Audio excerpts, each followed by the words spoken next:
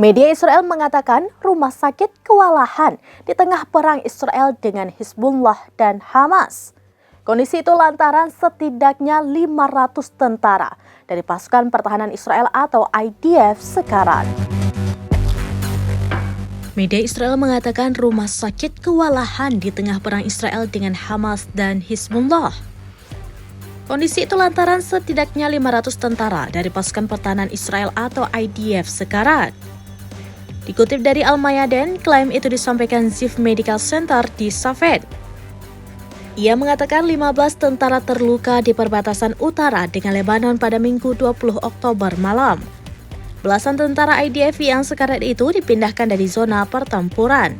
Sementara sebelumnya, media Israel sudah melaporkan setidaknya ada 26 tentara IDF terluka. Angka itu dilaporkan pada Minggu siang saat puluhan tentara IDF sekarat dalam beberapa jam. Mereka merupakan korban serangan Hizbullah di perbatasan Lebanon. Media Israel mengakui serangan Hizbullah merupakan peristiwa sulit. Oleh sebab itu, militer Israel berusaha menutupi jumlah korban yang tewas dan terluka. Namun jika ditotal setidaknya 55 tentara tewas dan 500 IDF sekarat. Angka itu baru didapat saat perang Israel dengan Hizbullah di perbatasan.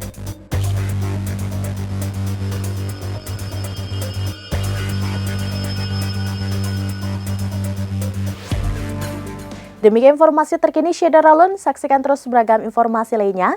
Jangan lupa like dan share seluruh akun serambines.com.